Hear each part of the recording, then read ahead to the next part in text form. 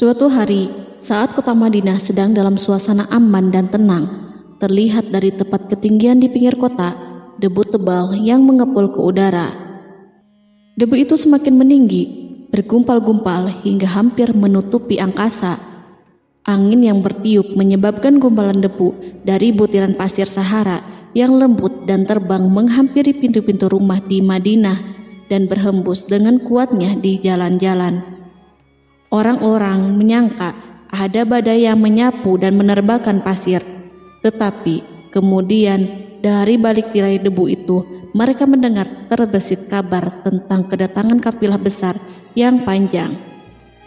Tak lama kemudian 700 kendaraan yang syarat dengan muatannya memenuhi jalan-jalan dan mengguncang Madinah. Orang-orang saling memanggil dan mengajak sesamanya untuk menyaksikan keramaian ini, serta turut bergembira atas kedatangan harta dan rezeki yang dibawa kafilah itu. Ummul Mukminin Aisyah ketika itu mendengar suara hiruk-pikuk kafilah yang bergerak maju, bertanya, apakah yang terjadi di kota Madinah? Ada yang menjawab, kafilah Abdurrahman bin Auf baru datang dari Syam membawa barang-barang dagangannya. Jadi kafilah itu yang telah menyebabkan semua guncangan ini? Tanya Ummul Mukminin. Benar, wahai Ummul Mukminin. Jumlahnya 700 kendaraan. Ummul Mukminin menggeleng-gelengkan kepala. Pandangannya menerawang jauh seolah-olah sedang mengingat-ingat peristiwa yang pernah dilihat atau ucapan yang pernah didengarnya. Kemudian ia berkata, aku pernah mendengar Rasulullah bersabda, aku melihat Abdurrahman bin Auf masuk surga dengan merangkak. Abdurrahman bin Auf masuk surga dengan merangkak? Mengapa ia tidak memasukinya dengan melompat atau lari-lari kecil bersama angkatan pertama para sahabat Rasulullah? Sebagian sahabat menyampaikan cerita Aisyah kepadanya, maka ia pun teringat telah mendengarkan hadis dari Nabi lebih dari satu kali dan dengan redaksi yang berbeda-beda. Sebelum tali-tali pengikat perniagaannya dilepas, Abdurrahman melangkahkan kakinya ke rumah Aisyah lalu berkata kepadanya, engkau telah mengingatkanku suatu hadis yang tidak pernah kulupakan, maka saksikanlah bahwa kafilah ini dengan semua muatannya beserta kendaraan dan perlengkapannya aku persembahkan di jalan Allah. Seluruh muatan 700 kendaraan itu dibagi-bagikan sebagai perbuatan baik yang agung. Peristiwa yang satu ini saja sudah cukup untuk mengukir sebuah gambaran yang sempurna tentang kehidupan sahabat Rasulullah Abdurrahman bin Auf. Dialah saudagar sukses yang lebih sukses daripada kesuksesan yang pernah ada. Dia merupakan orang kaya dengan kekayaan yang melimpah ruah. Dia adalah seorang mukmin yang bijaksana yang tidak ingin bagian dari keuntungan agamanya hilang begitu saja dan tidak sudi kekayaannya membuat dirinya tertinggal dari kafilah iman dan pahala surga. Untuk itu, ia mendermakan harta kekayaannya dengan kemurahan hati dan kesadaran nurani. Sebelum saya melanjutkan kisahnya, dimohon kepada pemirsa untuk menonton video ini sampai selesai, serta mohon dukung channel ini supaya semakin berkembang dengan cara like serta berikan komen positifnya. Semoga dukungan pemirsa menjadi pahala dan dimudahkan segala urusan pemirsa di dunia dan akhirat. Bismillahirrohmanirrohim. Abdurrahman bin Auf adalah seorang dari 8 orang yang lebih awal masuk Islam. Abu Bakar datang kepadanya menyampaikan Islam, termasuk kepada Utsman bin Affan. Abdurrahman bin Auf telah memasuki Islam pada permulaan dakwah, yakni sebelum Rasulullah memasuki Darul Arqam dan menjadikannya sebagai tempat pertemuan dengan para sahabatnya yang beriman. Tidak ada persoalan yang tertutup bagi mereka dan tiada keraguan yang menjadi penghalang. Bahkan mereka segera bersama Abu Bakar As-Siddiq menemui Rasulullah untuk menyatakan baiat dan memikul bendera Islam. Sejak menganut Islam sampai berpulang ke rahmatullah dalam usia 75 tahun, ia selalu menjadi teladan yang cemerlang sebagai seorang mukmin yang besar. Hal ini menyebabkan Nabi memasukkannya dalam 10 orang yang telah diberi kabar gembira sebagai ahli surga. Umar mengangkatnya sebagai anggota majelis syuro yang terdiri dari 6 orang yang merupakan calon khalifah yang akan dipilihnya sebagai penggantinya. Cepatnya Abdurrahman masuk Islam telah menyebabkan dirinya harus mengalami penganiayaan dan penindasan dari Quraisy. Ketika Nabi memerintahkan para sahabatnya hijrah ke Habasyah, Abdurrahman bin Auf pun ikut berhijrah.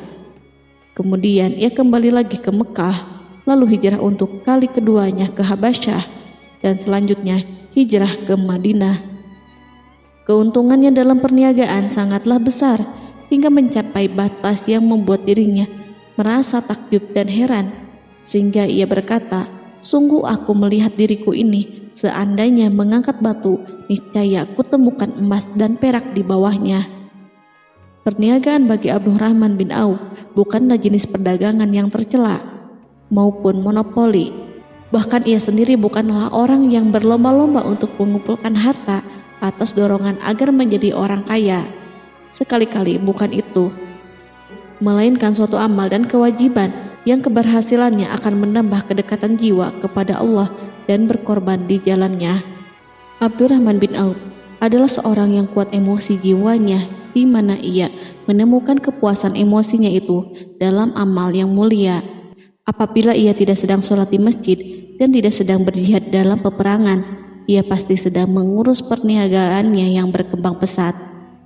Sehingga kafilah-kafilah dari Mesir dan Syria membawa ke Madinah barang-barang muatan yang dapat memenuhi kebutuhan seluruh jazirah Arab, baik pakaian maupun makanan. Yang menunjukkan kepada kita bahwa seorang yang kuat emosi jiwanya adalah ketika kaum muslimin hijrah ke Madinah. Rasulullah pada waktu itu menerapkan aturan untuk mempersaudarakan 2 orang sahabat, salah seorang dari muhajirin warga Mekah dan yang lainnya dari Ansor penduduk Madinah. Persaudaraan ini berjalan dengan sempurna hingga membuat hati terpesona. Orang-orang Ansor yang merupakan penduduk asli Madinah membagi seluruh kekayaan miliknya menjadi 2 dengan saudaranya dari kalangan muhajirin. Bahkan istri pun direlakannya. Ketika itu Rasulullah mempersaudarakan antara Abdurrahman bin Auf dengan Sa'ad bin Rabi. Sa'ad bin Rabi berkata kepada Abdurrahman, "Saudaraku, aku adalah penduduk Madinah yang paling banyak harta. Silahkan pilih separuh hartaku dan ambillah. Aku juga mempunyai 2 istri. Perhatikanlah yang lebih menarik hatimu, dan aku akan menceraikannya sehingga engkau dapat memperistri dirinya." Abdurrahman bin Auf pun menjawab, "Semoga Allah memberkahi dirimu dalam istri dan hartamu. Tunjukkanlah kepadaku letak pasar." Abdurrahman pergi ke pasar. Ia berjual beli di sana dan mendapatkan keuntungan. Kehidupan Abdurrahman bin Auf di Madinah, baik semasa Rasulullah maupun sepeninggalnya beliau, selalu ditunaikannya dengan sempurna untuk memenuhi hak agama dan beramal di dunia.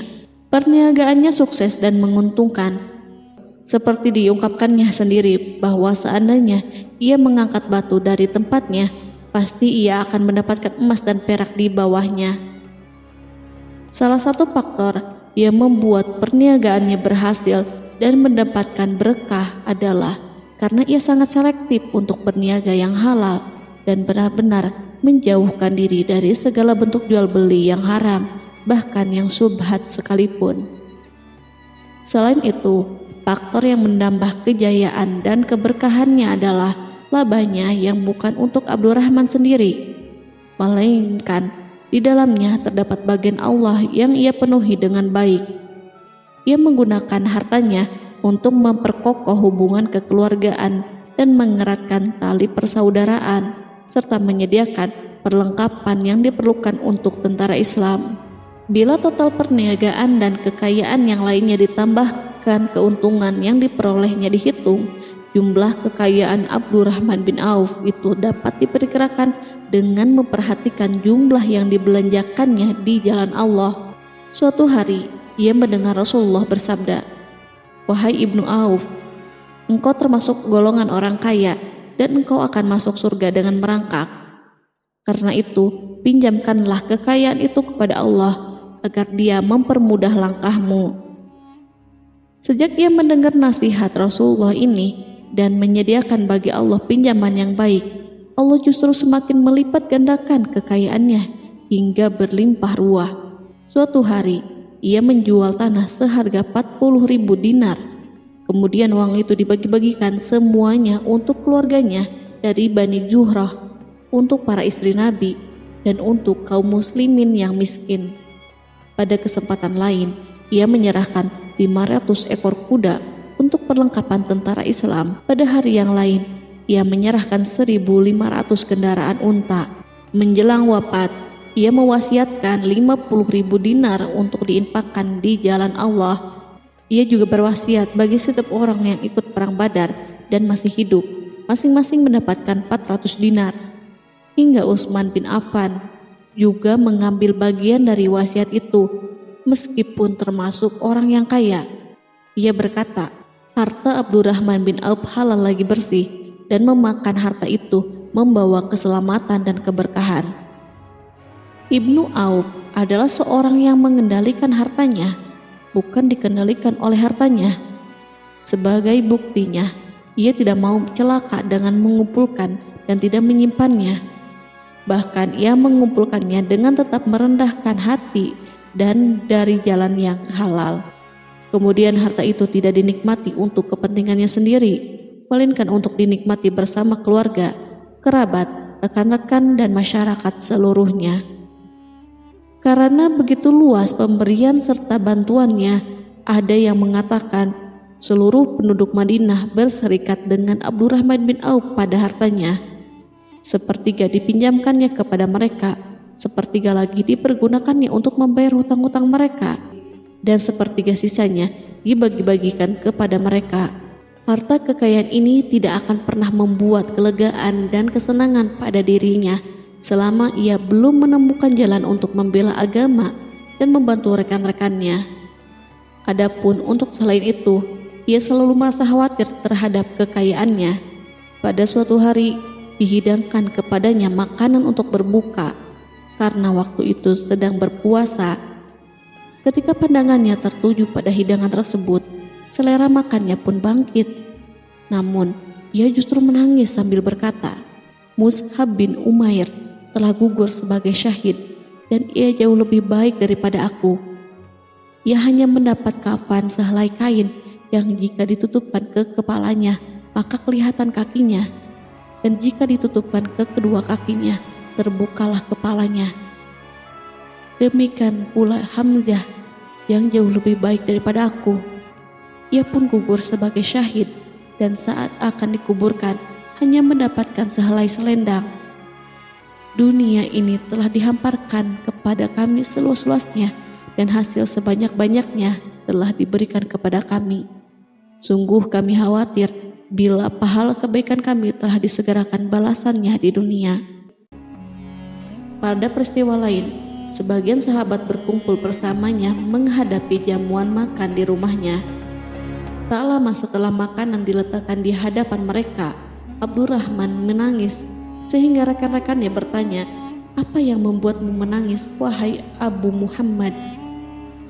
Ia pun menjawab, "Rasulullah telah wafat, dan semasa hidup beliau beserta keluarganya tidak pernah merasakan kenyang makan roti gandum. Apa harapan kita apabila dipanjangkan usia tetapi tidak menambah kebaikan bagi kita?" Demikianlah, kekayaan yang melimpah itu sedikit pun tidak membangkitkan kesombongan dan takabur dalam dirinya. Bahkan orang-orang mengatakan tentang dirinya, seandainya seorang asing yang belum pernah mengenalnya kebetulan melihatnya sedang duduk bersama budak-budaknya, niscaya ia tidak bisa membedakan di antara mereka. Tetapi bila orang asing itu mengenal satu saja sisi jihad Ibnu Auf dan ujian yang dihadapinya, ia pasti langsung mengetahui siapa dia. Misalnya, ia mengetahui bahwa di badannya terdapat 20 bekas luka di perang Uhud, dan bahwa salah satu dari bekas luka itu meninggalkan cacat pincang yang tidak sembuh-sembuh pada salah satu kakinya. Contoh lain, beberapa gigi serinya rontok di perang Uhud yang menyebabkan kecedalan yang jelas pada ucapannya. Saat orang asing itu tahu salah satu sisi ini, ia pasti menyadari bahwa laki-laki yang berperawakan tinggi dengan wajah berseri, kulit halus, pincang, cedal sebagai tanda jasa dari perang Uhud, itulah orang yang bernama Abdurrahman bin Auf. Semoga Allah ridho kepadanya. Kita sudah terbiasa memperhatikan tabiat manusia, bahwa harta kekayaan itu biasanya menyebabkan seseorang suka berkuasa. Artinya, orang-orang kaya selalu gandrung untuk memiliki pengaruh guna melindungi kekayaan mereka dan melipat gandakan pengaruh itu. Selain untuk memuaskan nafsu demi kebanggaan dan kepuasan pribadi, semua ini merupakan sifat yang biasa dibangkitkan oleh kekayaan. Tetapi bila kita melihat Abdurrahman bin Auf dengan segala kekayaannya yang melimpah, menemukan manusia ajaib yang sanggup menguasai watak dasar manusia dalam bidang ini dan melangkahinya ke puncak ketinggian yang istimewa. Peristiwa itu terjadi ketika Umar bin Khattab hendak berpisah dengan rohnya yang suci dan memilih 6 orang di antara mereka, para sahabat Rasulullah, agar memilih salah seorang di antara mereka untuk menjadi khalifah yang baru. Pada waktu itu, semua jari menunjuk kepada Ibnu Auf. Bahkan sebagian sahabat telah menegaskan bahwa dialah yang berhak menjadi khalifah di antara 6 orang itu. Namun, ia menjawab, "Demi Allah, seandainya diambilkan pisau lalu ditaruh ke atas leherku, kemudian kalian menusukkannya sampai tembus, itu lebih baik aku sukai daripada menerima jabatan tersebut." Demikian, saat awal 6 orang terpilih itu mengadakan pertemuan untuk memilih salah seorang di antara mereka untuk menjadi khalifah yang akan menggantikan Al-Faruq, Umar bin Khattab, Abdurrahman telah menyatakan kepada mereka bahwa ia telah melepaskan haknya yang dilimpahkan Umar kepadanya sebagai salah seorang dari 6 calon yang akan dipilih menjadi khalifah. Dengan demikian, kewajiban mereka untuk melakukan pemilihan itu terbatas di antara mereka yang berlima saja. Sikat juhudnya terhadap jabatan dan pangkat ini dengan cepat telah menempatkan dirinya sebagai hakim di antara 5 orang tokoh terkemuka itu. Mereka menerima dengan senang hati agar Abdurrahman bin Auf menetapkan pilihan kepada khalifah itu terhadap salah seorang di antara mereka berlima. Ali mengatakan, "Aku pernah mendengar Rasulullah menyifatimu bahwa engkau adalah orang yang dipercaya oleh penduduk langit dan dipercaya pula oleh penduduk bumi." Ibnu Auf akhirnya memilih Utsman bin Affan untuk jabatan khalifah dan lainnya pun menyetujui pilihannya. Itulah hakikat seorang laki-laki yang kaya raya dalam Islam. Apakah Anda telah memperhatikan bagaimana Islam telah mengangkat dirinya jauh di atas kekayaan dengan segala godaan dan penyesatannya itu, dan bagaimana ia menempa kepribadiannya dengan sebaik-baiknya? Pada tahun 32 Hijriah, tubuhnya berpisah dengan roh. Ummul Mukminin Aisyah memberinya kemuliaan khusus yang tidak diberikan kepada orang lain dengan memberikan usulan kepadanya ketika ia masih terbaring di ranjang menuju kematian agar bersedia dikuburkan di pekarangan rumahnya berdekatan dengan Rasulullah, Abu Bakar, dan Umar. Namun ia memang seorang muslim yang telah dididik Islam dengan sebaik-baiknya, sehingga merasa malu bila dirinya diangkat dan disandingkan dalam kedudukan tersebut. Selain itu, ia telah membuat janji dan ikrar yang kuat dengan Utsman bin Maz'un, yakni jika salah seorang di antara mereka meninggal sesudah yang lain, hendaklah ia dikuburkan di dekat sahabatnya itu. Saat rohnya bersiap-siap memulai perjalanan yang baru, air matanya meleleh, sedangkan lidahnya bergerak-gerak mengucapkan kata-kata, "Aku khawatir dipisahkan dari sahabat-sahabatku karena kekayaanku yang melimpah ruah." Namun, ketenangan dari Allah segera menyelimutinya. Lalu senyuman tipis menghiasi wajahnya disebabkan sukacita yang memberi cahaya dan kebahagiaan yang menenteramkan jiwa. Ia memasang telinganya untuk menangkap sesuatu, seolah-olah ada suara yang lembut merdu yang datang mendekat.